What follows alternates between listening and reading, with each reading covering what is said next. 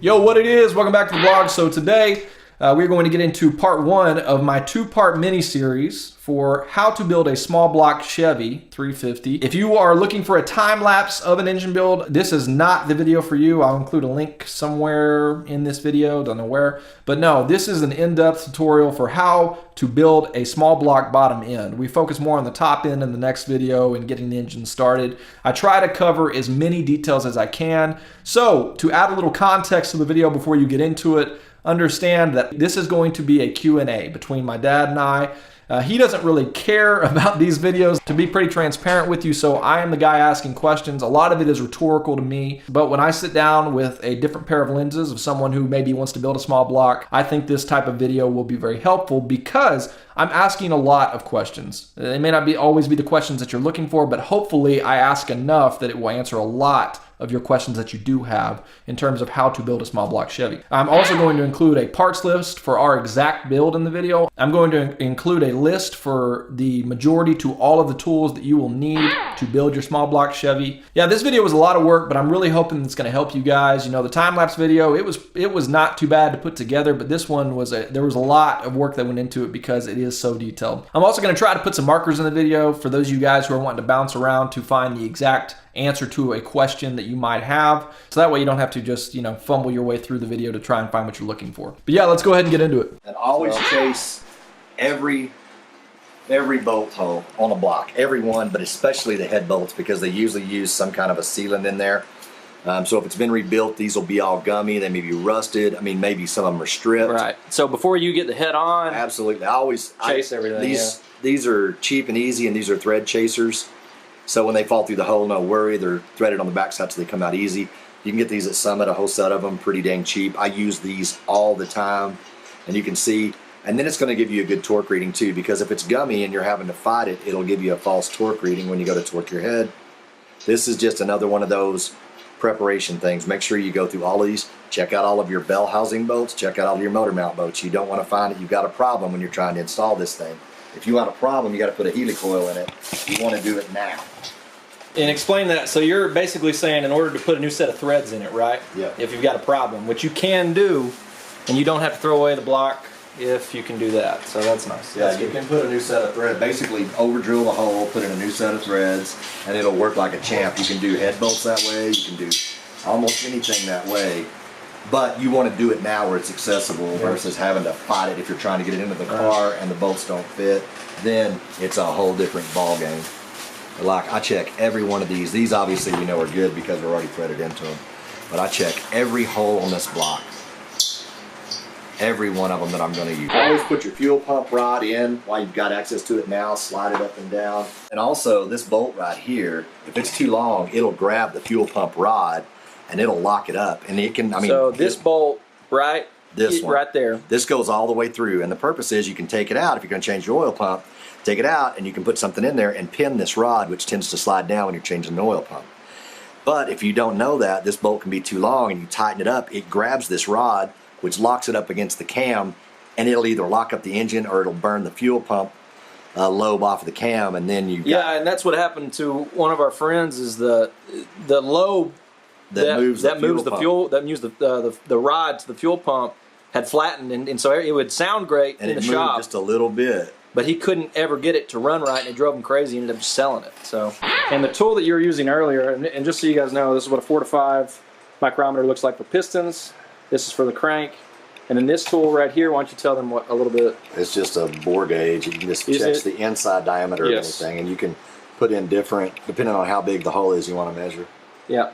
You can check that. You gotta have a bore gauge to check that. So, what you basically do, you take this little thimble on the end, you get it dead center, and you just kind of wiggle it back and forth. You kind of tighten it. When this actually will spin when it makes contact. Right. So there's only so much it'll do. So you don't want to crank into this. You can make it. You can squeeze it to where it doesn't move. That's not what you're looking for. You want it just slight contact where it just kind of, you got to drag it. You'll feel it, and it's just like that. So this one is actually pretty dang good for a front. It's. And have you checked, or I guess you're checking all of them right now to make sure that this is it. Yeah, you check all of them because I mean there could be. This is how the big engine builders and stuff do it. because some tolerances are so critical. So after you mic the pistons, they came up at, all of them were right at 4059, right at where they're supposed to. Okay. Like 4059. So then I set this up where the piston's all mic'd out at 4059. Get this gauge in here. See how that's at 0? It's kind of tricky to hold that in there.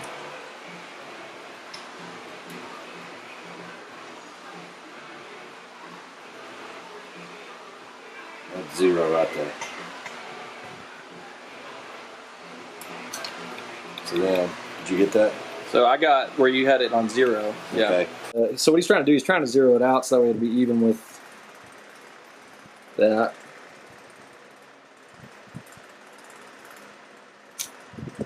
So the difference in the two numbers is how much piston to wall clearance you got. So these pistons run pretty tight. So they'll even run at like 1,000. These are probably going to be anywhere between 1.5 and 2. And you see if we're getting about 2,000ths. You see what I'm doing? You see why? Okay. Yeah. It's basically the difference in the size of the piston and the size of the hole. Right. And you're wanting what? How much clearance did probably you say? 1.5 to 2.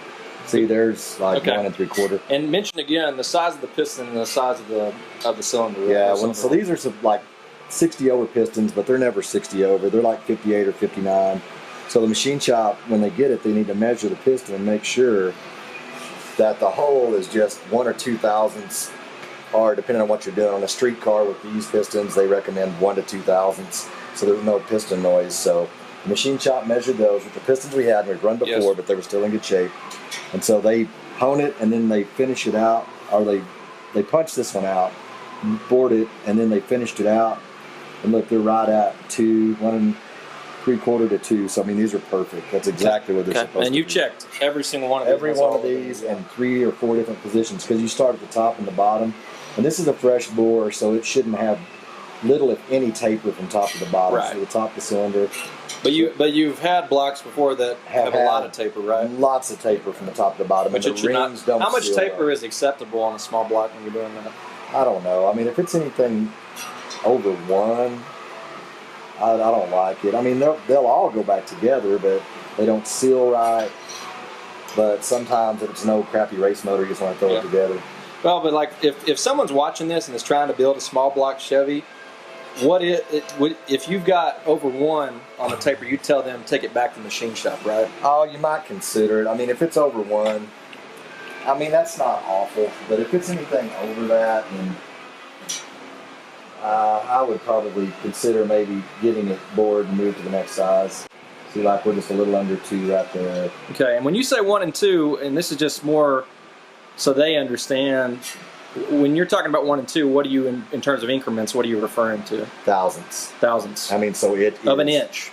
Yeah, smaller than a hair. So thousandths of an inch, right? So I'm saying it's amazing how close those guys can get this stuff. This one's about 1.5 right there, a little bit tighter, but that's fine. And always double check everything, even though you trust your machine shop. Phone might have rang, they might have not done something, and you'll occasionally catch a mistake, and they're not mad about it. They're usually grateful that you caught it because they don't want you to have a problem. Right. So you're saying that each one of those pistons that you checked is 58 or 59, not 60 over, right? Right. And that each one of these cylinders that you've checked is about 60. So it's about 60, and that's about 60 to 60 and a half. Right. And that's so the difference in the ID of this and the OD of that, you need about 1.5 to 2 thousandths difference. The piston of needs an to be inch. smaller. 1.5 to 2 thousandths difference for each cylinder.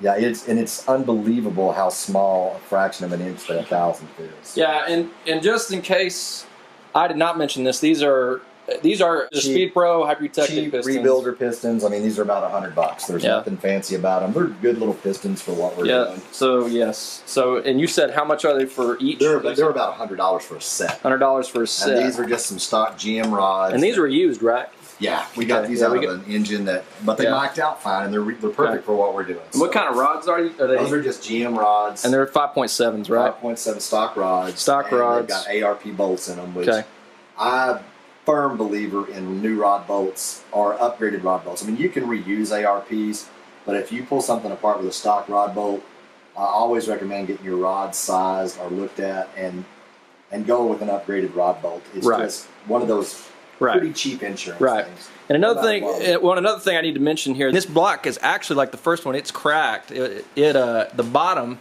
was knocked out of one of these cylinders. I'm trying to see which one it was, but it held water, and the machine shop said it was fine. Which cylinder is it? Like right here, piston broke and hit this cylinder Yeah, I and can broke see the that. bottom. Yeah, I can see that. But it didn't go into water. Yeah, so it was salvageable. Right.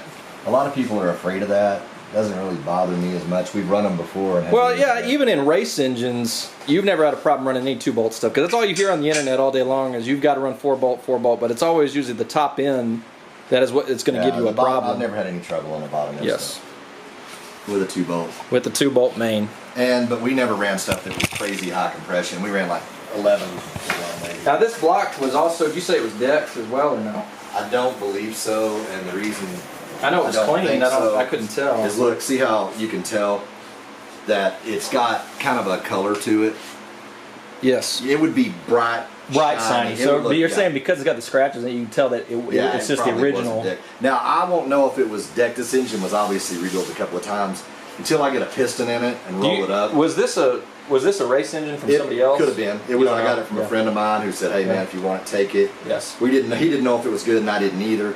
But I'm glad I did because it saved me a couple $100 in a core. And the other thing I was going to ask is you mentioned with the casting number on this, and this is something that I haven't mentioned in there, is that this has actually more nickel in it because of what was the? It's just an 010 block, and I don't know what years of production they were in, but they were desirable because they had a high nickel content. Yep. They're just a tougher Okay. block. Yeah, that makes sense. Okay. So, and we'll get to the camshaft specs and everything in a minute, but I just wanted to make sure that everybody understood this is a 2-bolt block. It was actually, this one's been knocked out too. Yeah, because if it broke a rod, Yeah. it would have gone around. And Yeah, snapped so cylinders. both cylinders right here, and I'll show you guys. This one's actually worse. Is this the bad one? This Yeah, one's this is the one's bad worse, one. actually. I mean, it's noticeably bad. That's noticeably bad. I don't know if you guys can see it that took a well in chunk here, out of but the yeah, you can cylinder. see it in that shot. It's a huge chunk out of that cylinder. But we've run this kind of thing before and didn't have any problems with it. Right. As long as it does not get into the water jacket. Right, correct. When that rod breaks, it slings around and just takes everything it can get with it. And that's what happened. Somebody broke a rod in this one. Now the last one, it was cracked in the valley, right? It was cracked right here. and that's not a fixable thing. in the lifter valley, and the problem is there's water just on the other side of that. Yeah. And the crack, if it heats up and expands, it'll go through and you'll start seeping water. Right, And then correct. you get water in your oil. And that one was machined out and everything, and we thought we had a winner, but we took it to the machine shop because we didn't do it, and I'm glad we did. I mean, the block looked amazing. All the machine work was already Yes. done. Cam bearings were in it, But it was cracked. Let that be a lesson to everyone out there. Always get your stuff checked, even if you think it's No matter who good. you get it from or how much you trust it, get it checked. It's cheap insurance because there's nothing like putting something together then finding out it's cracked. So you mic the pistons and you're just checking to see if the lifters are catching it all? That's what you're doing? Yeah, now I'm just checking lifters, but New cam bearings put in it, right? first thing I always like to do is I always like to put the cam in first Okay. because I've had an issue before and I put the bottom end together, then put the cam in, and I had a bearing problem. And so You already had the whole bottom all the end put I together. had all the cranking rods in it. Yep. And then had a bearing problem, so I had Right. to take it all back apart. Right, so step one, when you got this block sitting here after you've mic'd everything up to make sure that all the pistons are going to fit, you put the cam in to make sure that you're not going to have a problem with the cam bearings.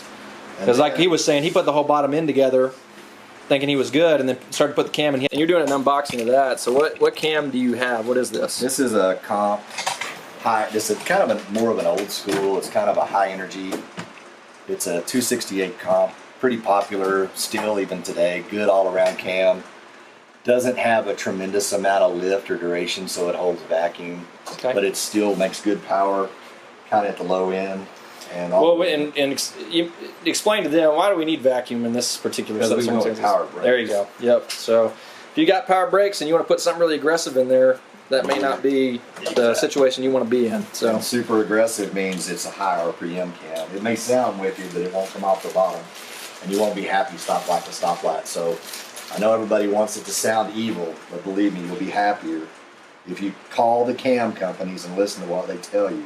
And the cam has to be clean. When you get it out of the box like this, it's got kind of anti-rust products and stuff on it. So you got to clean it you up. got to clean it up before you put it in for real. But I always just on the first time out like this, I just put some oil on the bearing surfaces so I can slide it in and see if I can. Yeah, but you've got a type of that sticky, that lube, what is it called? You gotta use, I use Joe Gibbs.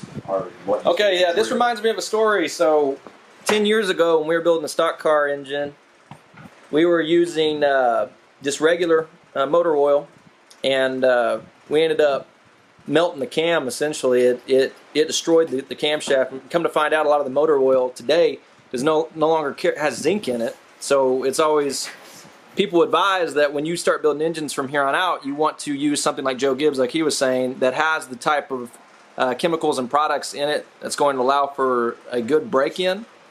Because otherwise you end up in the situation where we were, where we had to change the cam out.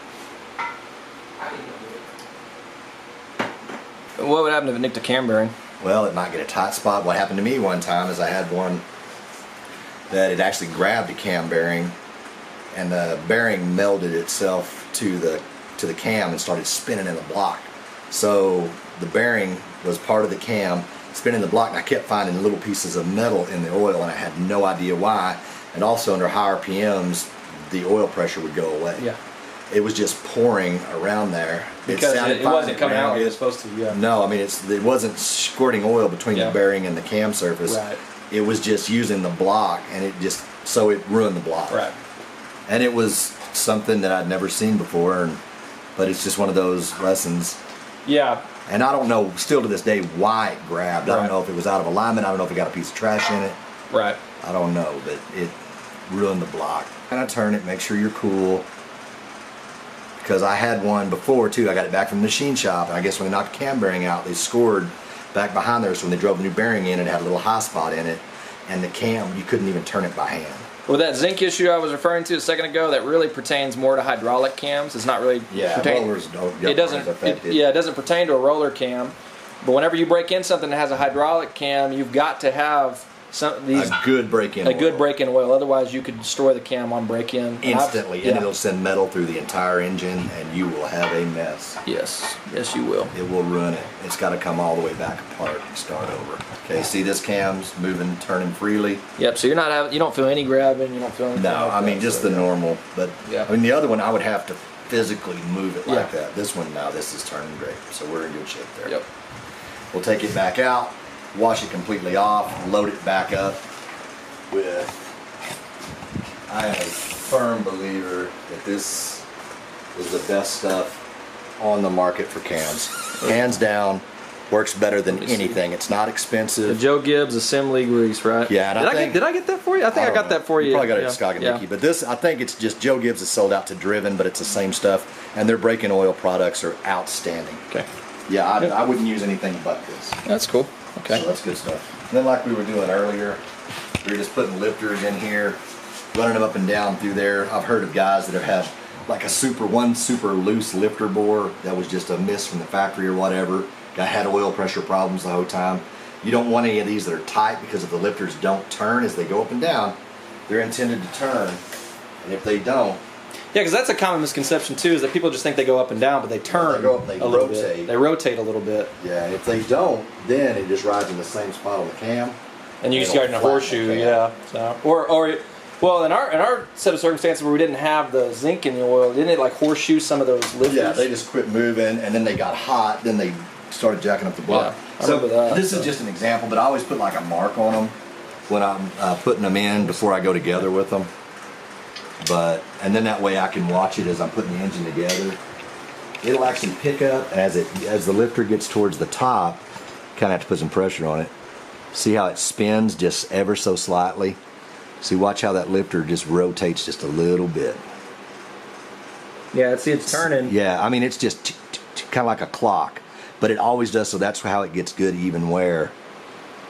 Yep, so it doesn't all the way around the bottom. Flatten the cam and doesn't mess up the lifter. See how there's about 4 or 5 turns, and I've moved about 90 degrees. Yes. That's what a cam is ground on a slope. You're right. So it started at the top, now it's over to the... Yeah, that's what every one of them has to do. Otherwise, you're gonna have some... Or else you're gonna... You're gonna have a bad time, so... Yeah, you're gonna have a bad time. You're gonna have a bad time, so... Yep. Did we stamp these, or are these already stamped? If we took it apart, we stamped it. It's stamped, so. This will give you a little better idea of what we're dealing with in terms of these two cylinders. So you can see this one's not even the worst one. It's bad. This one's terrible. But it didn't get to water. It did not get to water. So we're okay. It'll live. We've run them like that before. Oh yeah. No worries. Okay, so now we'll take these off, put our bearings in, check them. Okay. Where do you have a place to set these? Let's need a paper towel. Make sure if you do take these off, you actually stamp them. He's just marking them just to be able to see it easier. They're stamped also. Yeah. And there's a little arrow right here. And that always tells you it goes towards the front. This one sometimes you got to kind of... I might need a rubber mallet first. Yeah. Careful not to get the threads. Yeah. You can take these out if you want to. Yeah. Got it?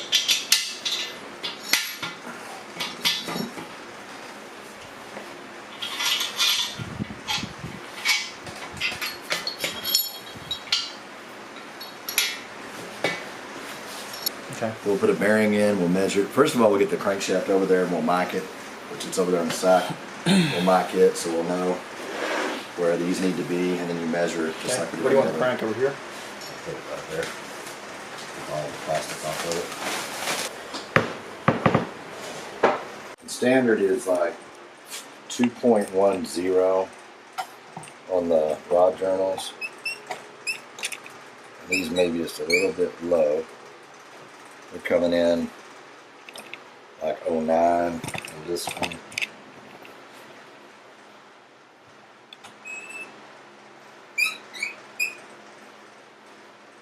Because what we'll do, just like we did on the cylinders, we'll run our clearances up here, check them this way. This is the best way. This is kind of showing. Now, and this crank is 30? Is it standard? This is standard. This is as it came out. What are you looking for? It should be 2.100. Okay, 2.100. Why is that? Because that's what it is factory. That's what the spec. But you have a little bit of variance either way, even by the book. Like this one's coming in at 2.0999. Right.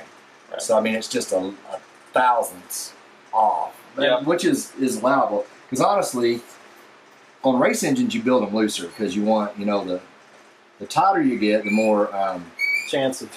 Well, the more chance if a little bitty piece of trash gets in there. Yeah.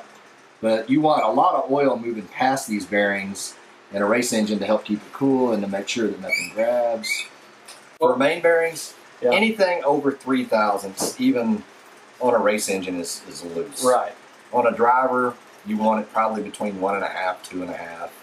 3's okay. I mean, a lot of my stuff's 3, just because maybe this has been polished because it's been run before, so you lose just a little bit of diameter. 3's fine. I mean, when it gets hot, the oil pressure will come down a little bit, but you're okay. So. Yeah. At what point do you think you got to have it turned? If it's over 3, is that what you're saying? Yeah, you got to do that. Even if it's like under 3, what you can do is you can buy a bearing that is like a 1 under bearing. So it'll pick up 1,000. So you wouldn't have to have it turned. You could have it polished. So without having to have. So, but you'd have the one bearing that's different than everybody else. Is that right? Or no, you just put ones on all. So you rods. you can't run different variances of bearings on one particular. Yeah, you could. You could. You if it tightened it up. I mean, say like this one's just out of whack for whatever reason, but it's in good shape. If you've got a set of 1 unders, you can put it on there. So you put just a different set of bearings on just this one right here, and then all the other ones are different. I mean, you don't have a problem. On some of them, I've run a split bearing. Like I've run a standard bearing on the top, or on the bottom, or on the top, and then on the bottom, I've run a 1 under because it was just a little bit too loose. Yeah. I needed to tighten it up a little bit. So I put split bearings. I mean, put half of those on the top and half of those on the bottom. To get to get it where I wanted it. Yeah. So you're saying that changes at 1,000ths, right? So that way, if you just change either the bottom or the top, it's going to give you that. It'll give you half a thousand. Yeah, because you're only using half of the bearing. Right. So that's one way. So if you're within a half a thousandth, you can just split bearings, is what he's saying. Yeah, as long as the crank's in good shape. Now, if it's got ridges, I mean, this is perfect. They don't really. So you're never going to get that and get it sucked in and out. No, it's just kind of an even wear, but usually it's just because it gets scratched up and nasty looking, and it's not a good clean surface because that bearing surface is perfectly straight and true, and this is perfectly straight and true.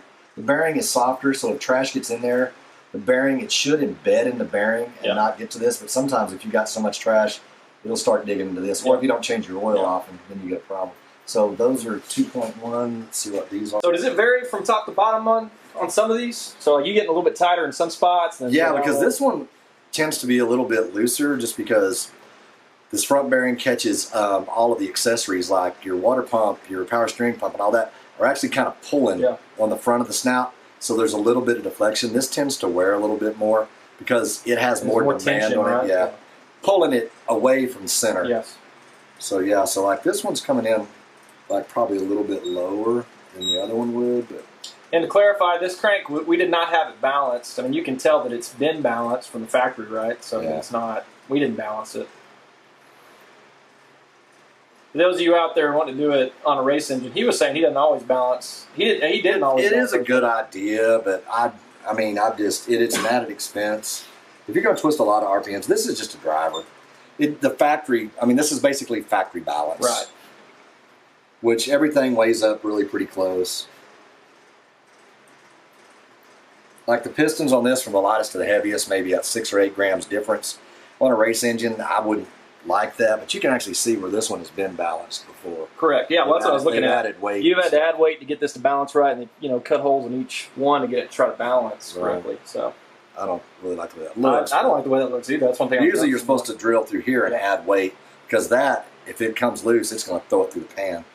Well, and we've had a one-piece before, and you had to have a counterweight on the flywheel. Yeah, one-piece cranks use the same balancer, but they do not use the same flywheel. No, and we had to have a weight on the flywheel, and I can attest to this. If that weight comes off the flywheel, you will know it immediately. It feels like a trailing arm is broken. It's just shaking the entire car. That did happen to us. Plus, it sheared the snout off the starter. It did shear the snout off the starter, yeah. The back main's always a little bit looser. So you're saying the front is loose and the back is loose? The back is by design. It's always a little bit looser. But the front is because of the front is because it gets a lot of wear from the accessories and stuff. I think. So you ever run just splits on the front and back, or are you going to run? I mean, no. I mean, you're usually just within a half. Yeah. But so let me ask you this: when will you use a split? When I'm consistently off. Consistently off. So all the way down. Like these are all too loose. Yeah. Then I would tighten them up. Okay. But what if you got one that's too loose?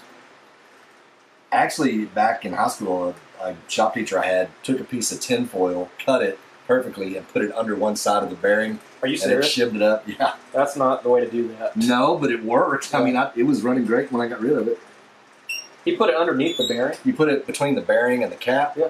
Wasn't going anywhere. It was just super, super thin. Put it in there and rechecked it, and it was perfect. What you basically do, you take this little thimble on the end, you get it dead center, and you just kind of wiggle it back and forth. You kind of tighten it. When this actually will spin when it makes contact. Right. So there's only so much it'll do. So you don't want to crank into this. You can make it, you can squeeze it to where it doesn't move. That's not what you're looking for. You want it just slight contact where it just kind of, you got to drag it, you'll feel it, and it's just like that. So this one is actually pretty dang good for a front. And have you checked, or I guess you're checking all of them right now to make sure that this is it. Yeah, you check all of them because, I mean, there could be, you can do it. A friend of mine, Mark Herring, taught me a lot of this and, how to do it. He's an engine builder, and I'd go pick his brain all the time, and he showed me how to use a lot of this stuff, and a lot of it. Wait, he showed you to do the micrometer on He showed me, like on the bore gauge. I was checking with him on checking tolerances, and he had said, you got to get your bore gauge. So I got that one, and he said, yeah. So I went to his shop one day, and we played with it, and he showed me how to use it and how to transfer measurements and stuff. Right. So all the tools that you've needed thus far are what? You need a micrometer for... You need a 4 to 5. This is a 4 to 5 for pistons. This is a 2 to 3 for crankshafts. Okay, so you need a 2 to 3 micrometer for crankshafts and a 4 to 5 for pistons. Okay. And the tool that you were using earlier, and just so you guys know, this is what a 4 to 5 micrometer looks like for pistons. This is for the crank. And then this tool right here, why don't you tell them what a little bit? It's just a bore gauge. You can just check the inside diameter of anything, and you can put in different, depending on how big the hole is you want to measure. Yeah. You can check that. You got to have a bore gauge to check that. So. Right. And so your measurement is, what did you say, 2.1 on the rods, and on the mains, I want to say it's 2.450. 2.450 on the mains and what did you say, 1? 2.1. 2.1 on the rods. And again, the difference is between the mains, and what he's referring to by rods and mains, he's referring to where the pistons are laying and where the crank actually sits into the block. Yeah. So those are the differences. The bigger ones are the mains, the smaller ones are the rods, the offset one, because they move in and out. These just spin. Yes, correct. So these you have to have a different reading on the micrometer for those two. That's something that is important to note, I would think, in terms, so that way if something's really, really off, you know, you're not scratching your head, and two, you're... I'm trying to remember. I got a book that tells me all my measurements. To verify. But basically, it doesn't matter what this is, as long as when you put the bearings in, you measure the inside of the bearing. If it's within 0.003 of the outside of this, then you're golden. Okay, within 0.003. 0.003. And is that a universal truth for both, for the mains and for the? Yeah, it's fine. The rear one will be a little bit bigger. But for the rods as well, right? If you're at 3, then you're fine. If you're in 0.003, whether it's mains or where the rods sit, you're okay. There. And that's mainly for circle track, but it'll work. Yeah. So we'll take some main bearings, we'll put them in there, torque them down, and we'll measure them. Right. And see where they fall. Yeah, and another thing he'll talk about here in a second is thrust, which is probably not something that's talked about a whole lot in terms of how you set the crank. Just because it's been vatted does not mean that it's clean enough to go ahead and put together. It does not, I mean, you've got all kinds of little grease and dirt. Yeah, want to show that again? See, you can... Oh, I can't. Yeah, see that? Okay. All right, we're just going to put this kind of mock up. I mean, I'll take stuff, put it and take it back apart constantly, because you got to mock it up, mock it up, mock it up. I mean, you can throw it together, probably be just fine, but I've found more than once a problem. Well, and here's the other thing: you can build it perfect, and you can blow up the first time. Blow up anyway. Yeah, you can blow up anyway. So, I mean, these are time bombs as far as I'm concerned. If you're racing with them, you know. And on bearings, try not to touch the surfaces with your fingers. You got oils and stuff in your fingers that'll kind of... It's kind of like a circuit board. You know, really don't want to... I mean, it's not going to cause you tons of grief. Well, and something else that I would note, I saw on one of Mark Herring's posts the other day, is that even from the factory, you really want to make sure that you're looking over these really well, because he got one in and it had a bunch of scuffs on it. And it was messed up. Might have been jacked up in shipping. Or it could have been jacked up in shipping. I mean, just because it comes from the factory doesn't mean that it's not wrong. So, and just to clarify, he's not putting anything behind these bearings either. And this is, So this is totally dry. This is totally dry. You don't put anything behind the bearings, so don't try to put oil behind there, because that could be bad. Because if it's lubricated behind there and it gets hot, catches, it could spin it easier, and that's definitely what you don't want. And it also might give you a bad reading. Yeah, it could give you a bad reading. Yeah. So this, and by reading, what are you referring to for them? Torque spec. When you torque it, it might show that it's torquing. It's not. I'll just put a little loop under there. Now, I can't remember off the top of my head. I know that head bolts are torqued to 65, but what are mains the same? Are they torqued to 65 or 70? I always look that up just to verify. You know, there's no sense in remembering torque specs. Just look them up every time to make sure you know what you're doing. I mean, you could even have a piece of paper that's got your procedures on it that would show you. But he's got a book that'll show you every time, you know, whether you got to torque it, whether you got to torque these to, 65 or 70. And I can't remember off the top of my head. I know generally heads, cylinder heads are usually 65. But again, that's something we'll check on here in a second. But I want to say these might be 70. I don't remember though, but we'll find out here in a second. If you're doing a 2-bolt, even if you're doing a 4-bolt, 2-bolt is 75. You torque these to 75. If it's a 4-bolt, you do 75 on the inside and then 65 on the outside. So how to build a small block Chevy book. That's where you're supposed to torque it. So he's using a torque wrench right now, and you've got to have that. It's imperative to have that if you're trying to build something like this, because you got to know exactly how much it's got to be torqued down to. And go in steps. Yes. That is something I forgot. Yeah, he staggers them by going in steps. So what did you do, like 25 or something like that? 50, then like 75. Yeah, 25, 50, 75.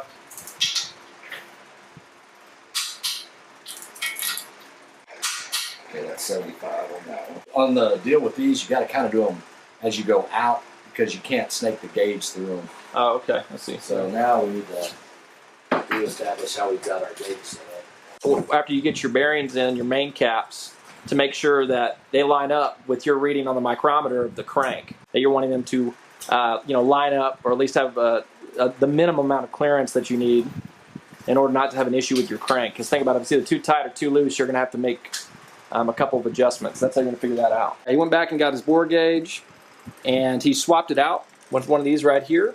He said because it came with a different set of tools, so that way he can match it up perfectly with what the micrometer was reading. So that way he can put it in this main cap right here and make sure that his clearances are good. You didn't pick this fitting for any other particular reason. You just got to make sure it's going to fit inside the hole. Yeah, and then you just got to be able to. So what he's trying to do, he's trying to zero it out so that way it'll be even with that.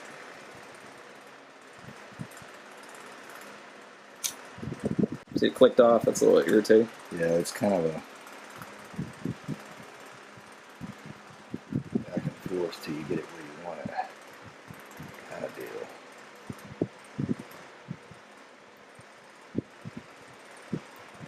Gotta get it in dead center. So yeah, once he's got it in there in its dead center, he's wanting to get on zero, which this can be a little bit of a irritating process.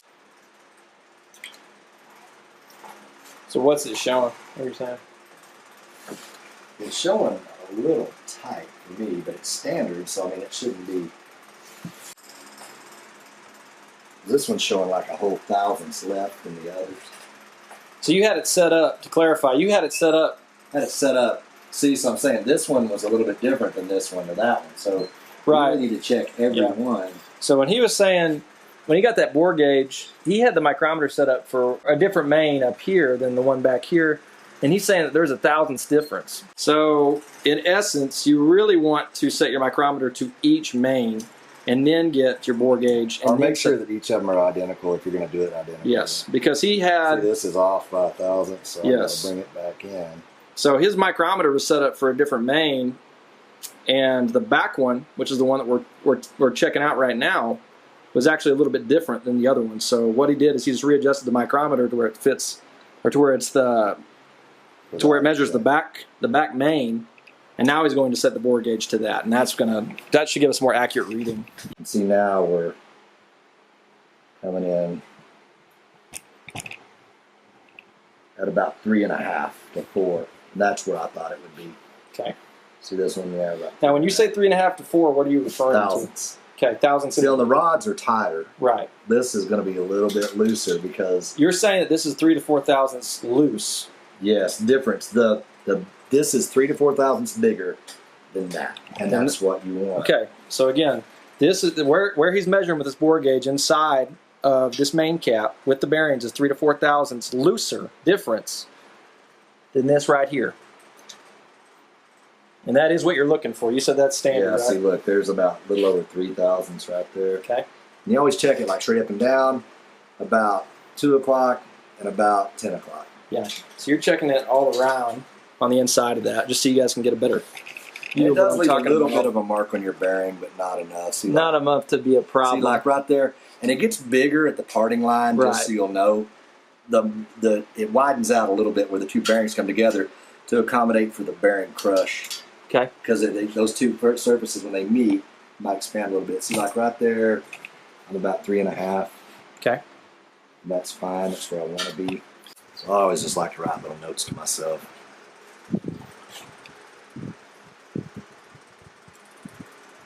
So you're putting that was 30, oh, you say 3.5 thousandths. 3.5 thousandths difference from the. And on your main bearings, there is a top and a bottom. Okay, how do you signify that? Well, see the hole right here? Yep. This is what forces oil into the To bearing be able to penetrate to get oil you got into to the spin it rod. to Yeah. get Or in the main, I'm sorry, yeah, the main, And but then it does the have the main rod too. forces it into the rods. Yes. So yeah, but you got to make sure. And always look at your bearings, make sure they're good. Even make sure at the marking on the back. See, it says it's a standard. I've had them before that you can get maybe somebody packaged a 1.0 or a 10 or something in there. You just never know. Look over everything. Yeah, so he's saying you could get everything. wrong bearings. I mean, there's all kinds You of get a bearing manufacturing that's issues. tight. I mean, it's Yeah. just. I mean, those guys. Yeah, you could have built it perfect, and you got one bearing that's the wrong size in there, it would destroy everything. So You got to know what's going yes. Notice the arrow, and that's what we marked right there. So the arrow's facing front this on. way. The other so thing this too way, is the so- little tangs right there, the little tabs. Those always go on the same side. Yep. So those always meet up. Yep. So that's another way to reinforce that that's supposed to go to the front. So Yeah, make sure your little tabs are on the same side. because it will go together wrong. Yeah. Bit of oil. I'll come back and put some different stuff on here probably, but a little bit around there.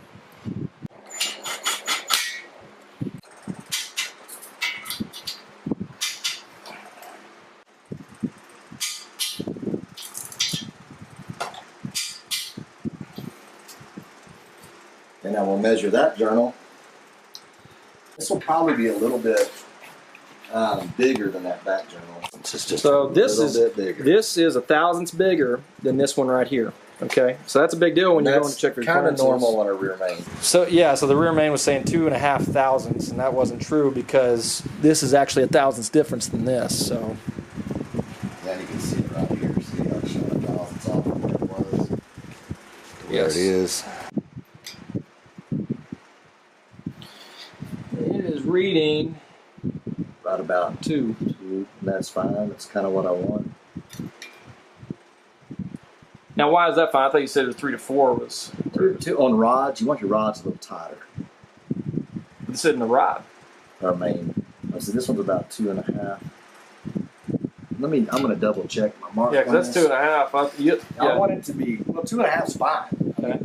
On a street vehicle, I'm fine with that. But you would want it looser in a stock car. Yeah, 3 probably. 2.5 is, if that's where it's at, I'm totally fine. Okay. Make sure I got it in bits.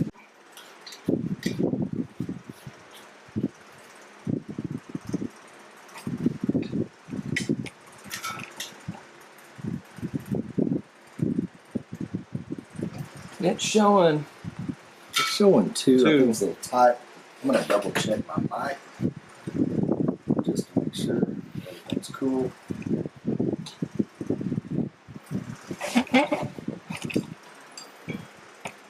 Set everything up again. If you don't like it, just keep checking it. I mean, you might be a little bit off. Yeah, but if you check it 4, 5, 6 times and it's wrong, it's probably a problem. Yeah.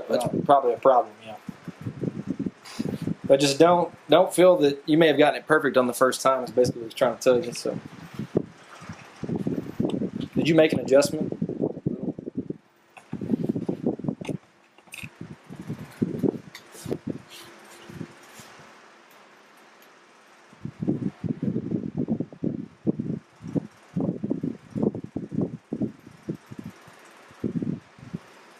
What are you doing?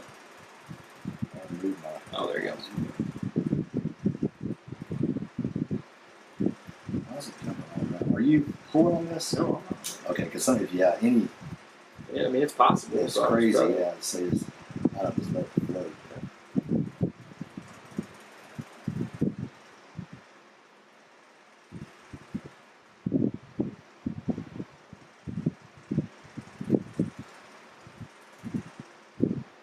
Let's see what that does first.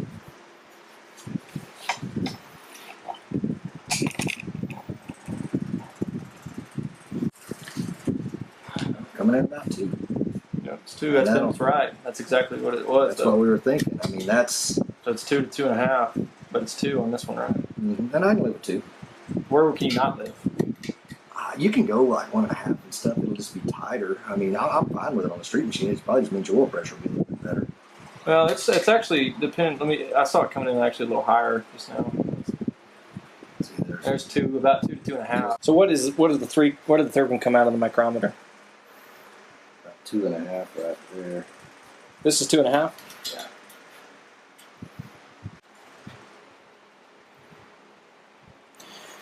So it's sitting about what 2? What's that? 2 on this one. I'm gonna double check that. That's different. 2 a little bit tighter on the front. Mm-hmm. Sometimes they do that. Say it was like you're saying what 2.5 in the back. Well, there's 2 right there. Well, I'm gonna put it down here at the bottoms. Oh, Okay, that's there you good. go. That'd be good. So this over here.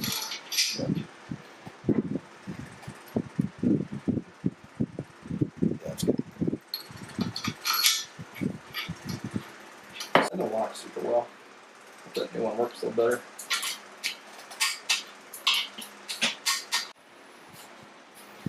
Yeah. 2.5. Yeah, 2? 2.5. 2.5? Yeah. This one I'm saying maybe like about as tight as that one, but it'll be fine. Okay, so there are our numbers that we got written on there.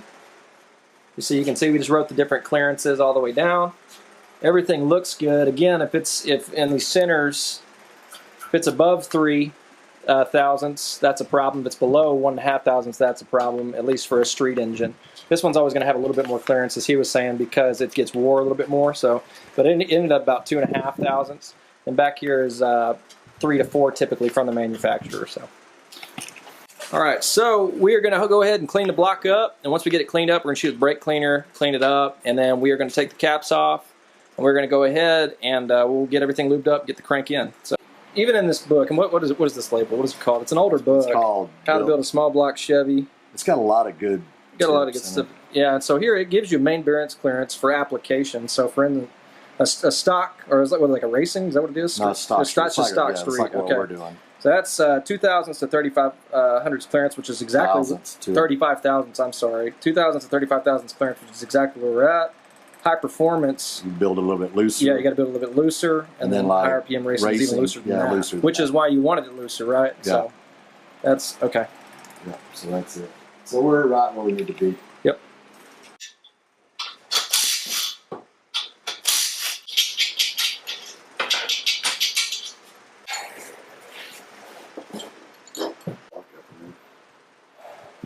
Where's the screwdriver? I'll help you. You're just pushing them out, right? Yeah, that's all. Just get them out as easy as you can.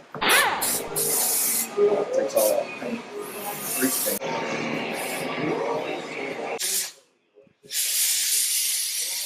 You staggered. You're staggering that seal because of why? Because if I have it lined up perfectly like that, then I've got a straight line across the cap from the seal, and it tends to leak there. So if you move that down just a little bit, then when you put your cap on, it's staggered. So in other words, you're changing where where it leaks typically. It won't leak. I mean, that's kind of lessens your chance for leaking. Yeah. You still need to put just a little bit of silicone right there in the corners. Yep. Just a good idea. Everybody I know does it. So a little bit of this right here, both sides. Kind of seal the cap up.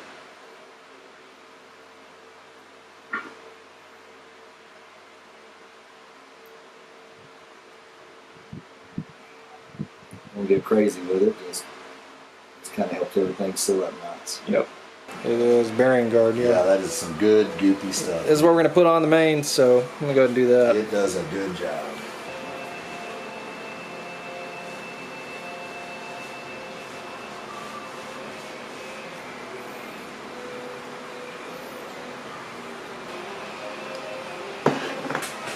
Just to kind of make sure he's good and lubed. Yep.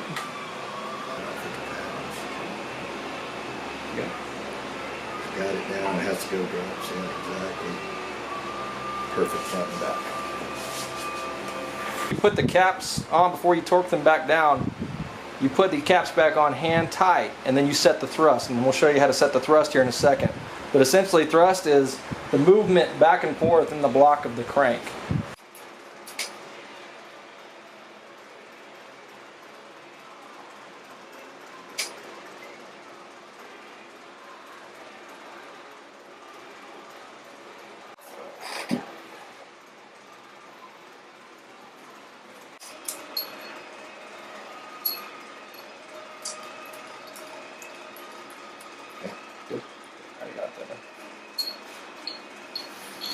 Okay, so we'll tighten these down.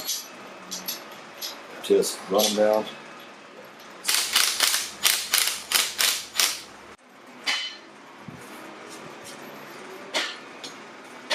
So by setting thrust, you are properly aligning all the caps. Trying to get the back, just the back cap, because it's got stuff that goes on the side. So you kind of check it by getting a screwdriver and prying back and forth to see if you've got movement of your crankshaft forward and backward. Right. It's supposed to move a little,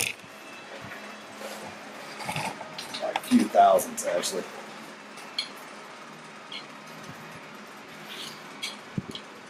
And if you listen, you should be able to hear some squishing. Right, that's why I like to put a little bit of oil Yeah. right back here, because you can usually see it if we can get some oil back here.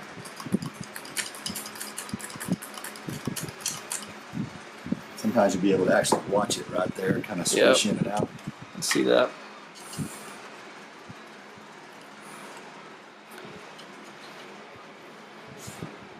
Yeah, I can kind of see it squishing out. You should be able to see oil squishing out in that crack right there. You see how it's kind of popping out?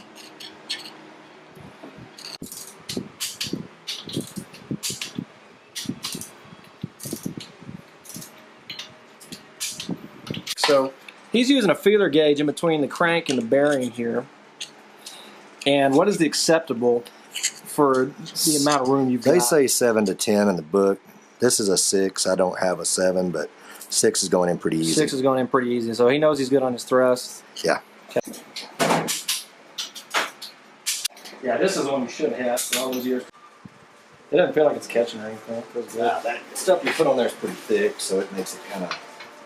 Okay, that is something I didn't know. These pistons... blacks, you must find. Yeah, these pistons, usually I'm used to Hydrotectics, you have to grind the rings and set them in to the block, and you got to take time. You got to grind them with a feeler gauge, but he's saying that with these Speed Pros, you can just use them, it's just like a cast piston where you can just put normal rings on and you're good to go. So I'm in love with that because I absolutely hate that process more than anything. So I hate grinding rings. We are going to clean these pistons up, and then we got to do the same thing we just did with the crank. We got to get our bore gauge, make sure everything's good on the inside of them with the bearings. So it's kind of the same process all over again. We'll get them in, and then the bottom end, aside from the cam and stuff, is pretty much done, you know? So, I mean, just in terms of getting the pistons, rods, and crank in, and then we obviously need a pan seal, but you're saying you don't want to use the 2-piece, you want to use a 1-piece seal. 1 piece is less likely to leak, and I don't want to leak on something that's got a manual transmission. All right, so what we're doing right now, we're doing exactly what we just did with the main caps. He's using a micrometer, checking all the journals to see if there's any variances before we start using the bore gauge on the inside of all the centers of the rod caps, or the center of the rods with the bearings in them, to make sure that we've got proper clearances between the rods and the crank journals. And he's saying that these are all the same. All 4 of these are exactly the same. So this should be a lot easier because now what we have to do is set the bore gauge one time, opposed to 3 or 4 different times like we just did a second ago. So as long as the difference between the inside of the rod and the outside of the crank are within 2 or 3 thousandths of each other, you're fine. We do need to completely torque them down, the rods, with the bearing in before we put them on the crank, to make sure we know where they're at. Yes. And now what do you, I want to say, what was it, like 45 or something that you torque it to? Or is it 65? It's or 50 on It's 50 on ARP. ARPs. And it's specific to the type of bolt? Yes. Yeah, that's and good. The diameter of the bolt. So, these are aftermarket ARP bolts. So it is, he's saying that how much you torque these rods to right here is specific on the bolt. So ARP bolts is 50 is what you torque these to. So we've got to put the bearings in, torque them, use the bore gauge to make sure that they're within, what did you say, 2 to 3 thousandths of the journal? Probably 2 to 2. About, yeah, for a street. Okay. You got to use a special lube on the nuts. What kind? ARP. All right.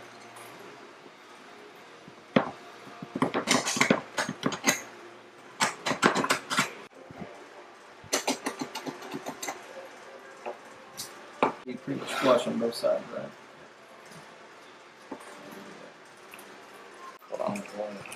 It's like these are aluminum jaws and a rod box. Yes. You don't have to get crazy tight. Keep it from moving. And then as you torque this, the rod sucks up. Does that make sense? Yep. So there you go. So set it at 50. Just go back and forth, back and forth. You don't have to go 25. Yeah. Just evenly go back and forth. Okay. 50. Make sure.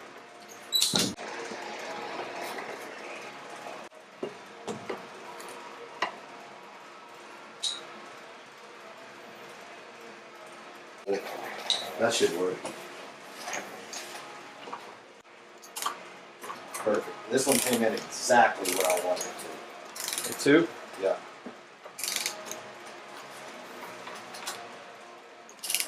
I like to make sure I'm still where I need to be.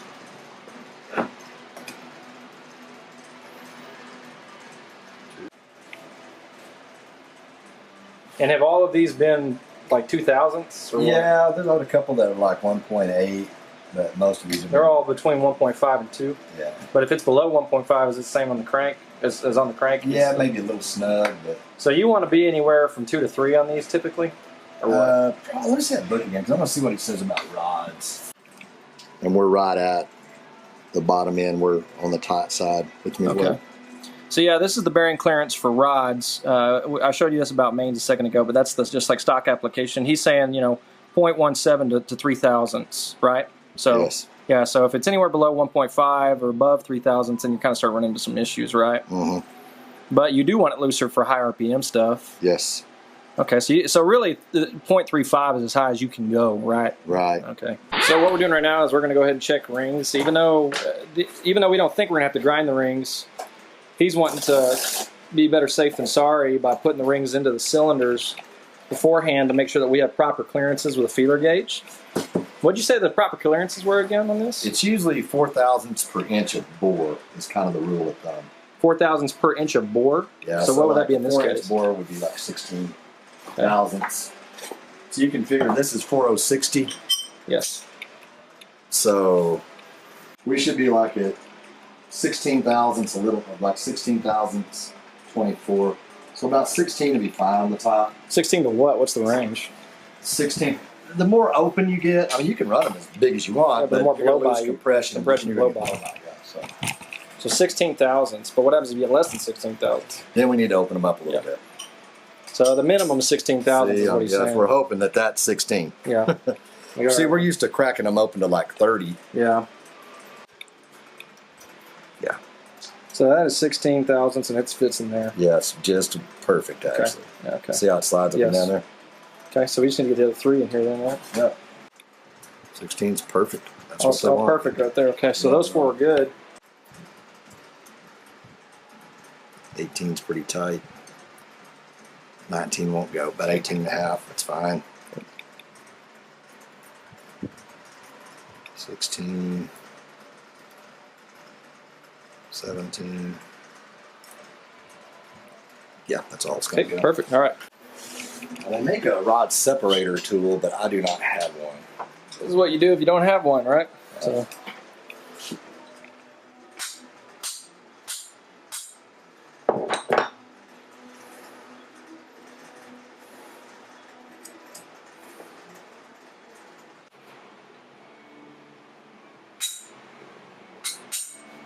Okay, there we go.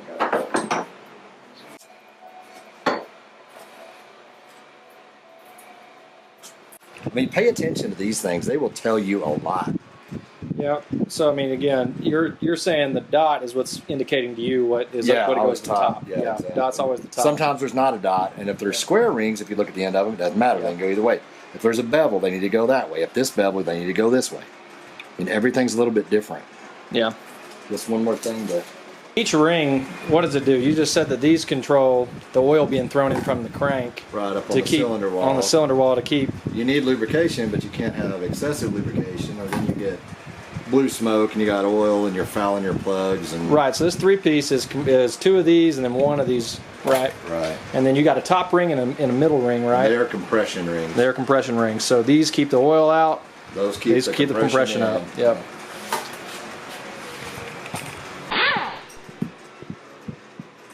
See how this one looks square all the way around? There's no, Yes. so it can go either way. Okay, so yeah, it would be a difference in the way that it's set up, right? And when you're putting it on, then put the bottom one on first, like that, go over. Because if you put the top one on first, you got to fight up over the top of it. Yep. Sip at the bottom one on first. What you said? Yeah. See, like this, I got the bottom one on. Then I got to remember where my gaps were, because I don't want them lining up. No.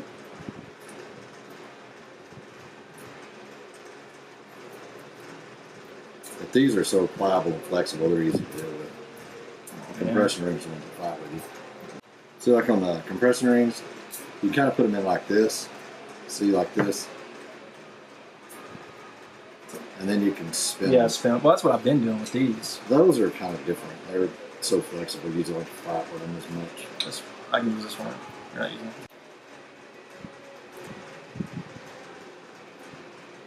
I hate it when it does that right there.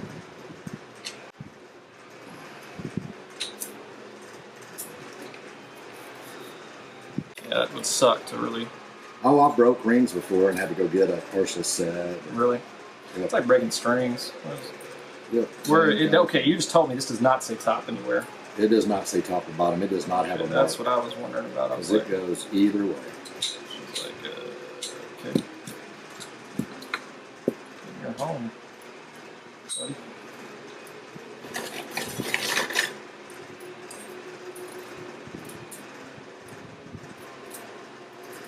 I don't want to go in there at all. Okay, there we go. Yeah, it's just like one of those, what pop? So rings are... Yeah, so you want to start with the bottom right here, the oil expander. You want to start with the middle one right here with the jagged edges, and then put the bottom right there and the second one on the top. So Put the rails in. yeah, real fast. Some of you might be wondering why he's using these caps. Well, the reason is when he hits it down in the cylinder, he doesn't want those bolt heads to cut into the crank. And so, so it protects the threads and the crank. And so when he takes them off, you know, if they bump into the crank, it's no big deal with his little rubber boots on. So that's the reason he's doing that.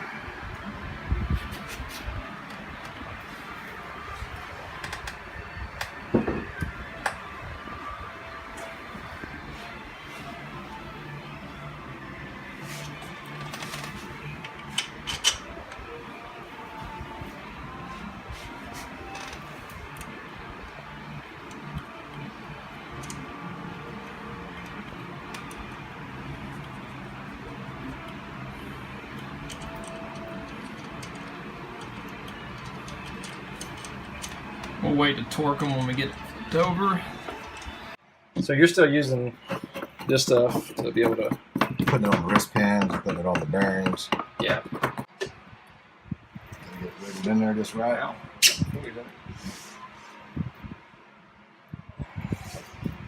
Where we need to be down here? Or do I need to swing it down? I might need Yeah, to... you want to swing it down a little bit. Here, I can kind of pull it up a little bit. See, you kind of want it to be right where it's going to fall right onto it. Right. Okay, go ahead and hit it again. Because it's tougher when you've already got the one next to it in, because then you have to line it up just right. Right, well, I got it, so just come on. Just make sure, I mean, we're not getting... The rod's not twisting or doing something weird. You see, they're...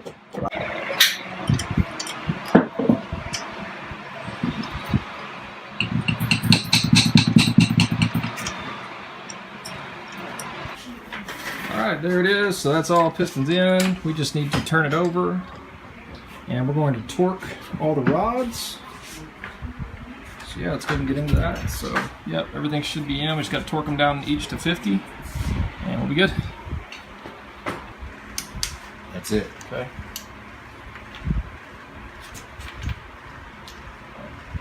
Okay. Now this one you gotta walk back and forth.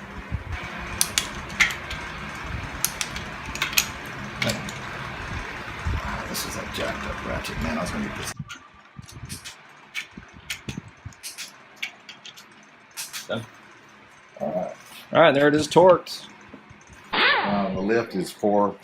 This is you said 268, 268. What? It's just a comp 268 high energy.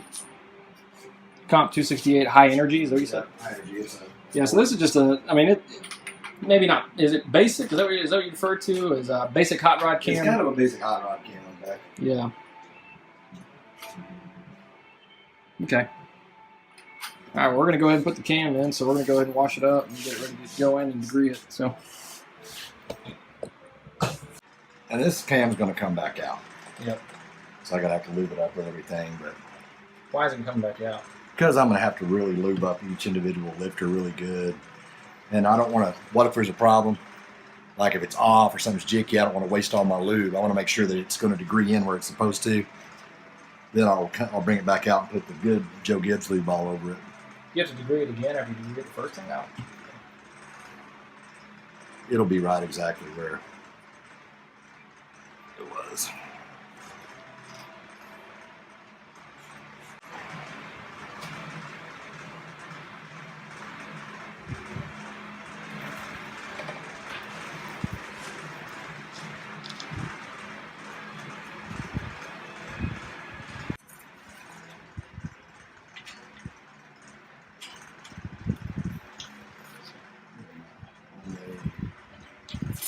Distance.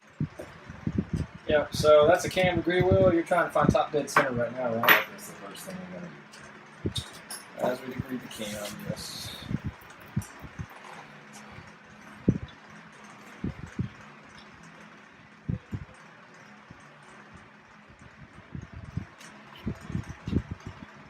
So how do you know? So how do you What know? I'll do is I'll set that at 0. So how do you know you found top dead center though?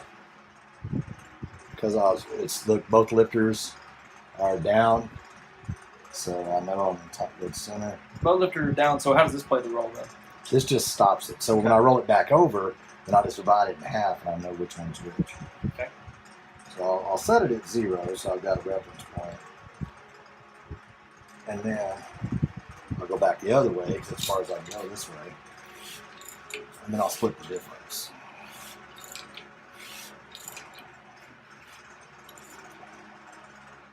You're just looking for it to stop. Yep. Yep. Okay, so see there. Okay, so now I'm at yeah, all right. So 44. he's using this tool to stop it, so that way he knows how to go all the way around, one revolution, one not. And so these being, when he spins it back around, these will both be flush. That's how he knows he's a top dead center. Now, explain. So I'm at 44. Okay. So what I want to do is I'll take that number. So I'm 44 from 0. Okay. So then I'll come half of that, which will be 22. Then I go back over, and if it stops at 22 over here, I'll know 0's in the middle. Okay. So I'm at 44 there. Right. So I'll move this to 22. Give me that 22, and you're hoping that's going to end where? Should end up at 22 over 22 here. over there. Yeah, you can split the difference.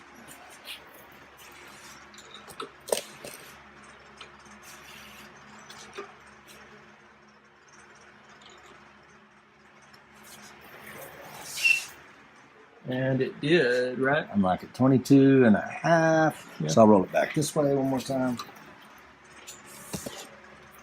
Okay. So to describe to them why it's important to find top dead center, how to do it, and then how you can find the degree of your cam. You have to know top dead center on your piston because of how the piston and the crankshaft correlate to the camshaft valve timing. When is it opening? When is it closing? For one thing, if it opens too early or too late, you could actually stuff a valve into a piston, catastrophic. Or performance is not going to be where you want to be. Your power band can be moved around depending if it's opening Right. too early or too late. So explain what we did a second ago with this to find top dead center. Yes, okay, You so had a stop on there. So all I was doing is basically I spun it till it stopped. Yes. Mark that number down. Spun it till it stopped again. Mark that number down. Divide that by 2, whatever that number is. That's where I moved it to That's 0. where you move it to 0, and you got top That dead tells me center. exactly when Right. this piston has the top Right. peak height they can be. And then when you put this in here, you spun it, right? So now when I'm doing that, so now I want to know when my camshaft is going to open in correlation to where my piston is in the cylinder, which is critical. So now, So when you spin it, okay, so I'm going to go ahead and make sure that I'm at 0. So there's nothing going on. Right now, this is riding on the heel of the cam. right. So as I spin the engine over in rotation, you're going to see this start to come open. Right. So And it's going to keep spinning. Going to keep spinning until it stops.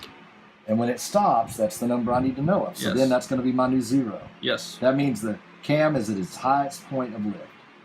I mean, sometimes it sticks Yeah. a little. So that's the new 0. So that's going to be my new 0 right there. Okay. So now I'm going to And then you're going to go back to 50. I'm going to back That's it going to be your up first number. just past 50 so I can come back and get it if there's any slack in my chain or whatever. Okay, So now, and we know that that number is about 62.5 to 63, right? Right. Okay, now do the other number, and we got to write that down. Okay, so there, I would have written that down. That's like 61 and a Right. half. Okay. So now I'm going to go up. It's going to hit my 0, and it's going to come back down the other side of the mountain. Then you're going to go to 50. Sometimes that sticks. Yes. And then I'm going to go to 50. 50. I have to come back on it a little bit. Sometimes you got to kind of play with it right there. Okay, so I'm at and 50. that puts you at about 150. What? It's about 152. 152. And what do you do with those numbers? You add them together. Add them together and divide divide by 2. That's how you get your degree, right? That's how you know that your cam is where it's supposed to be per the cam manufacturer. Exactly. And if you've got something wrong, that's when you know to adjust. On your cam card, it'll say intake center line should be at 106. Yes. And that's where this. That's exactly. So that is how you find top dead center. That is how you find the degree of your cam. Thank you. Yeah, that's it. Okay, so these are just comp cam, new hydraulic lifters, new pickup, grease plugs. You said this is just a regular old aluminum intake for a quadrojet, right? Yeah, it's nothing fancy. It's just an older Edelbrock intake that we had laying around. Okay. And then this is the brake and oil that we use right here. This used to be Joe Gibbs, right? Yeah. But driven, I guess, is the one that bought them out. So, yeah, if you're using a hydraulic cam, definitely the way to go. New oil pump, never use an old oil pump. I've heard nightmare stories about those. I think he actually built one that had a. Why would you not use a used oil pump? That was the question. It's just cheap insurance. You never know. Unless it's coming off an engine that you're running currently and you know that it's good. Take it apart, clean it up. But if it's been setting or if you don't know where it's come from, I just wouldn't. But you've had one blow up before because I've had oil pumps just go bad. The springs get sticky, weird things happen. That's actually a Z28 pump, which comes with a high pressure spring already loaded. You can just buy a stock pump and put a spring in it if you want. Okay, so. and this is a racing oil pan that's stock appearing, right? Right. It's got a scraper. It's got some, well, they're actually just kind of gates that kind of keep the oil from sloshing around and moving around. So when you're under acceleration, all the oil runs to the back of the pan. When you go forward, all the oil hits these gates. So it keeps the pump submerged in oil all the time. And so then this just scrapes the excess oil off the crank, correct? So, cool. All right. And then new spark plugs. Yeah. Nice and oily, so.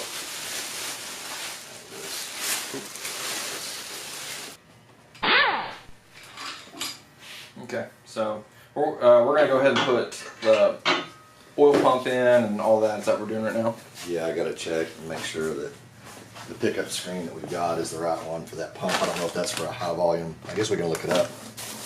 What would you need to know about the screens to know that if this one works with your pump? Why does that matter? Because a high volume pump is actually taller than a stock pump, which means it's going to cause you an issue between your bottom of your pickup screen and your pan. So you got to know. So you're saying that if this screen is not the right one, it might be pushing into the pan and will starve your engine, or it right? might be way too high, right? And it might starve it. Either way, it's a bad deal. Yeah, so you got to have the right length because you can be too high or too low. So right. Okay. Did you buy 2 of them, or did you just have that one laying around? I've had them laying around. Because this one is definitely taller than. So this one is probably for a high volume. Yeah. Because the high volume pump sets lower. This is probably for a stock volume. Yep. So we'll probably, I'll measure the pan, I'll measure everything, we'll put it on there, and we can just mock them up real quick and I'll show you the difference. But this is probably the one we're going to need to go with. Yep. And this one's been used clayed before. So. Yep. You've got to know the dimensions of your pan as well as the dimensions of your pump. Is what you're saying. And if you get one of those wrong, you can starve the motor and just ruin everything. Or you can put this against the bottom where it won't suck oil, or it'll be so high up that it won't pull oil. Right, correct. So this pan will require a specific one. If this is a 7 1/4 inch deep, 7.5 inch deep, 7 inch, I don't know.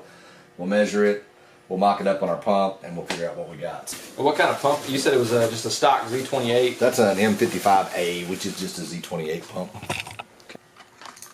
And this always goes in first. Not forget that. Okay. That always goes in first. Got to have that. That's what drives your oil pump. Leave that out and you got a problem. Now we haven't cleaned this up or anything yet. I always clean it up. Sometimes I'll take them apart and clean them out good. But clean the pump? Yeah, because you never know what you're getting. So, and it's going to shove oil right through. This is a stud. I just had an extra ARP stud, good right idea. there. That's an ARP stud. It's an ARP oil pump stud. Okay. Like I said, the bolt that comes with it on a stock one, fine, no problem. After I put that in there, I always like to make sure. I mean, it doesn't make contact with the back side of the bearing, Yep. but probably shouldn't. There's two different ones, and a lot of things interchange on the Chevy. Well, I think that's kind of a cool thing about studs that a lot of people may not know is that you can just put them in hand tight. Yeah, they're hand tight. Which is such a bizarre concept to me, especially when you got like a bottom end that only uses studs, right? For like more higher end stuff, you know, you use like just those studs and you just put them in hand tight. Up on there. That's what drives your oil pump. So they have a tag on them. If it's an M55A or an M55 is a stock pump and A is a high volume, then I can't remember the part number for the. But this is not a high An volume. A is a high pressure. I'm sorry, high pressure. That's a Z28. Okay. And then I don't know if it's HB. I don't remember the last two, but it's an M55. You can look up the number for melting, and it'll tell you what it is. But M55, so this is not a high volume though. This is a low volume pump. This is a low volume pump. But high pressure is what High you're pressure saying. pump, which means I don't need it to move a ton of oil like you do in a race engine. That's fine. I mean, I just want added pressure. Why do you want added pressure? Because sometimes if they're a little bit looser as they wear, the oil pressure kind of starts to go down. So in a race car, would you want a high volume, high pressure pump? Probably, even though I usually just ran. A low volume, high pressure This pump? is what I ran in race cars a lot of the time too, because the extra gears pulling the thick racing oil Yes. tends to wear distributor gears and stuff like that. So you wanted to lower the pressure, or you wanted to lower the volume, but so that one's 6 3/4 roughly. yeah, so these two. So No, those two aren't going to work. The So one we need to go with this is that one. Yeah. Well, is there a point in even putting clay on it if you already know that?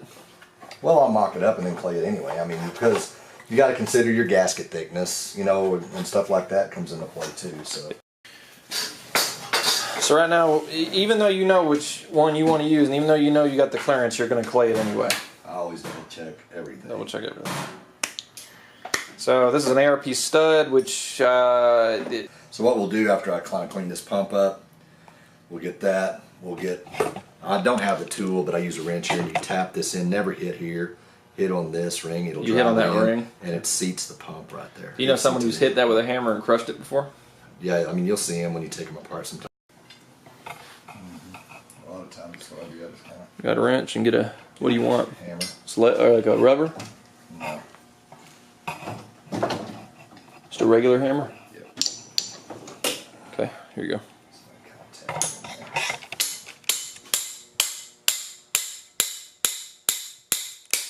Well, you don't drive it until it's flush. You just get it to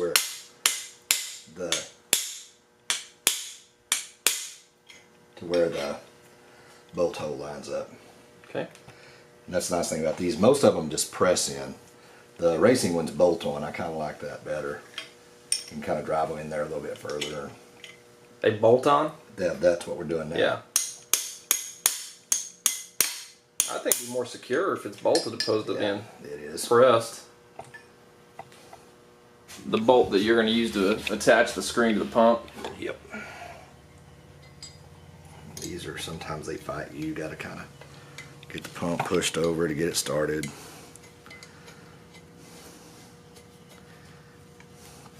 Because you don't want to cross thread it.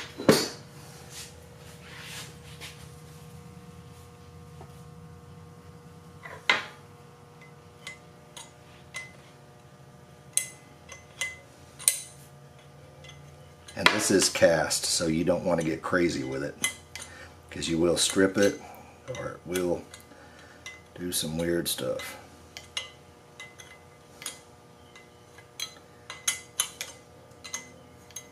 You're saying that the pump is cast? This housing is cast. It Right. will break if you really lay into it and get real torquey with it. So Yeah. So if you really try to, in other words, you can crack it by getting too. yep, or you can bust it or you can strip it. Yeah. So I'm saying you get it snug, but don't go Crazy with it. Yeah. Always got that in there. Be sure you get that in there. You'd hate to get your pan on and figure out you don't have it. Yeah, that would suck to know that you don't have this in there, because this Right. is essentially the driving force to the pump. And when you go to prime your motor and you've already got your pan and everything on there, and you realize you forgot that bolt, you're not going to get any oil coming out of rockers. It won't grab anything. Yeah, it won't grab There's no way anything. to turn the pump. Yeah, there's nothing turning it, so you got to take it all back apart. and have to. And if you're using a pan that you've glued on and everything else, you're not going to be happy. Yeah, not gonna be happy about that. This will drop into place when it's turned over. Yep. It's captured so it won't go anywhere.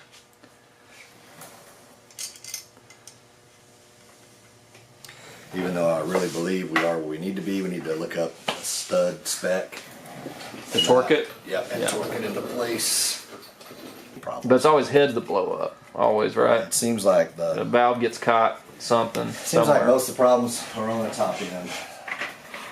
Don't really have as many bottom end problems. So again, what he's doing right here, he's putting clay, put something over the screen. He's putting clay to measure the clearance. He already knows, based off his measurement a second ago, About 3/8. 3/8. So he has about 3/8 clearance, but he is checking right now, just double checking by putting clay on the bottom of the screen and then putting the pan down, tightening it up real quick, taking it off to make sure he's got the clearance that he needs. So I'll figure that back in. Yeah, so you've got to measure, you've got to take in the equation the gasket as well, but if anything, we would want more clearance because you said it's 3/8, you want 3/8 to a half clearance, so. About half's about as much as you want. Okay, so right there you push it down. Now remember that gasket's gonna, so when we measure, the gasket's gonna push, or gonna add clearance to the equation. Yeah, like, well, I mean, what, like a 16th or an 8th or something like that? Depending on what you're using. And something kind of remember how many pieces of the clay you put, because they're gonna stick to either. Yeah. All right, so now he can take it and he can measure how much the clay's collapsed. Yeah, that'll give him his clearance that he's looking for. That's right at about a quarter, so by the time we put our gasket on there, that's gonna give us, So I was right, it is a quarter away. this one was about a quarter, a little bit more than a quarter. Yeah, so we needed to be 3/8, so you want the gasket there. Yeah. So you just need to get your torque wrench, and we need to torque whatever this ARP stud is to whatever it needs to be, and then we can go ahead and put the pan on, right? Right. Okay, and you can find this, I just looked it up, it's on arpinstructions.com. And there's just like a sheet that you can check out. It'll tell you your torque specs for whatever. So, okay, so for a 7/16 stud, ARP website, based off of, one thing I would do is go look up the serial number because there are different categories, or the part number, I'm sorry. Go look at the part number because there are different categories in terms of how much to torque it to, or torque specs, in reference to the specific type of bolt. So this one was rated at like tensile strength 170,000, so that way we know that we've got to torque this to 70. This is just lube like we used on the rod bolts, Why do you want to put lube on it? because that's how ARP rates everything. With lube on it? Yep. Okay. That's good to know too, because I didn't actually know that. So.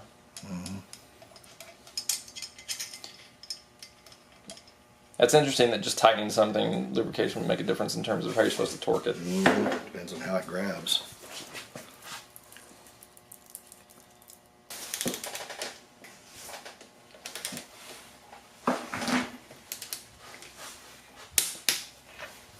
Okay, there you go. He's putting JB weld on this screen since he feels like, since it's been used before, maybe, you know, since it's been pressed in, it could loosen up, etc. So he's going to put it around the seams. It's just another precautionary thing that he's going to do. So. No sense in having a lot of excess. I just want it to kind of rest right in that seam. Mm-hmm.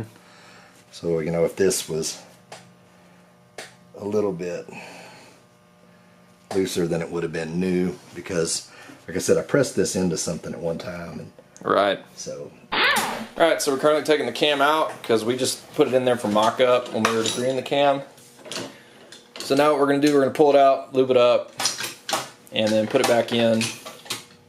And that's it, right? I always like to start with my dots lined up like they're supposed to be, just so everything goes back in, but now see how this dot and that dot, we want those lined up.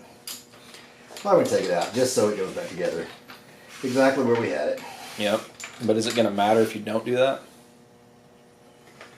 No, but I mean, but you always have to make sure that your cam goes back in, you know, where it's supposed to, or else you have a problem. If you're a tooth off, you always have to line these dots up, no matter Well, what. that's what I'm asking. So if someone's taking this out to do exactly what you're doing, and they think, oh, that's no big deal, it doesn't matter where those are, I'll just pop it out and put it back in. Oh, you can pop it out, then you can spin it around and line it up, spin it around and line it up. But I'm saying this way, I'm just.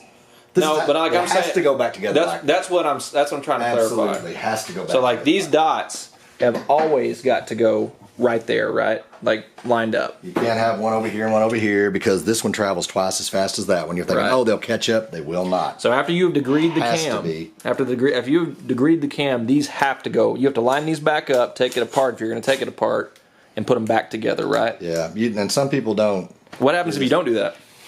It's not time. If it runs, it'll run awfully. Yeah, I'd be shocked if it did run. And if it doesn't start stuffing valves into pistons, you'll get lucky. This is to help make sure that those bolts aren't going to back off. Yeah, but if you're racing and you're doing a lot of on and off, you need to have a cam button to keep that cam from going going idea. It'll keep it from walking. Okay, so you take that off, and obviously the crank gear stays where it's And at. I need to get my handle. Yep. It'll drop on you, so I'm be careful.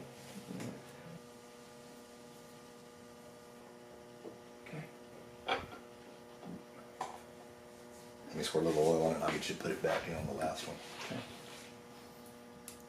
Okay. You're done with that. You can just roll that, put that one back in place, right to there. And that's it for now. Okay, so I can leave it. now, yeah, you can leave it. It didn't go anywhere. Okay. So now you got to start. What's this stuff? This Joe is- Gibbs, right? This is driven. Yeah, this is their cam lube, and it's thick. And you got to put it on there and coat this up good. Yes, because as I stated before, hydraulics are a little sensitive. Because you melted one in your Camaro and you melted one in our race car, right? And then the same thing happened both times? One in the Camaro was, yeah, probably, I used an additive instead of the break-in oil, and I don't think it's nearly as good. Since we started using just nothing but break-in oil, I haven't had one problem for stuff too.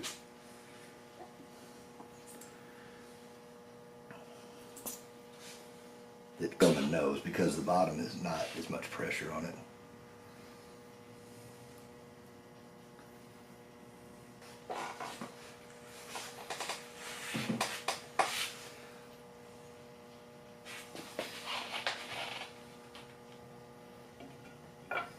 Does want to kind of fight you getting in and out of there, though. Right. But That's when we put a bunch on, and we'll put a bunch on the lifters too. yeah, so again, this is important. He's got to put the top gear in chain. Well, the chain doesn't matter as much, but he's got to put the top gear exactly lined up where it was when we took it off. Otherwise, like you said, shoving valves in the pistons, or if it runs, right? See how those lined right back up perfectly? That's what we had to have happen. Okay, so where's our little, okay, you got the bolts. I do have them. There's one. Do you need to put any? You can put Loctite on them, but this... That'll keep it from wanting to back out. Yeah, because it's starting to raise up.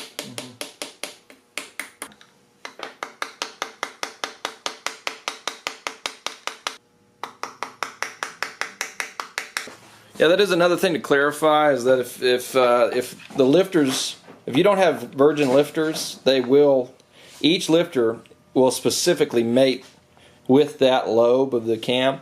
And if you're taking one apart, you need to put them in order. Otherwise, if you go back try to put it together, it could eat the cam because they aren't mated. So that's what he's referring to.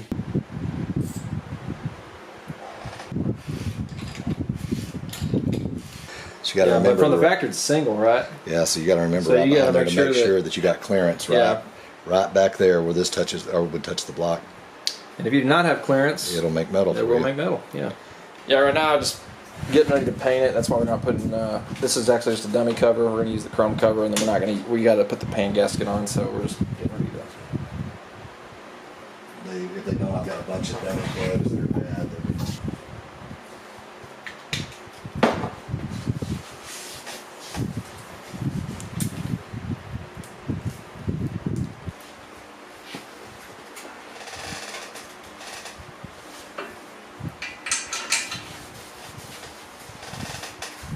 Yeah, that pretty much does it for us today, guys. If you're interested in checking out part 2, I'll try to put a link right here once I've got it up or somewhere in here. And I'll also include a link to our time lapse if you'd like to check that out as well. But we just appreciate you watching. If you have any questions, you can leave them in the comment section. I will try my best to get back to you with an answer. I'll try to have part 2 of our mini series on how we built our small block Chevy up next week. If you like what you see so far, hit that subscribe button, give us a like. I'll catch you guys next week. Peace.